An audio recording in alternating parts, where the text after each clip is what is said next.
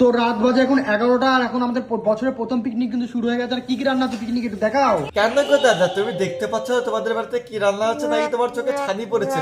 এর আগে একটা ভিডিওতে টিয়া পাখিকে মানুষ কি ধরনের প্রশ্ন করেছে, চলো ভিডিওর মাধ্যমে দেখে নেবো। चलिए शुरू करते हैं। ভিডিও ছাড়া আমার বর কি কাজ করে সেটা তোমরা অনেকেই জানতে চাও। কি বন্ধুরা, ভিডিওটা দেখে কিছু বুঝতে পারলে টিয়ার বার ভিডিও ছাড়া কি কাজ করে?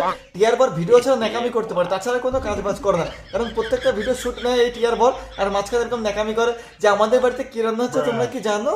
নিঃসন্দেহে তুই ঠিক কথা বলেছিস। মুরগির ছাল হচ্ছে, আর এরকম মুরগির ঠ্যাং। এরা খাবে মুরগির ছাল আর ঠ্যাং। মুরগির মাংস হচ্ছে, আচ্ছা। ছাল আর ঠ্যাংটা আমাদের ফেভারিট। দিদি বাড়িতে রান্না করলে মুরগির ছাল আর মুরগির ঠ্যাংই ভালো লাগে, আর অন্য লোকের বাড়িতে খেলে পরে মুরগির কচকচে ভালো লাগে, আর এখানে সাথে এনেছে কচকচি মুরগি, যেটা টিয়া খুব পছন্দ করে। খাসির মাংস ভালো লাগে, আর অনেক কিছু ভালো লাগে। কি বললাম বুঝতে পারলে?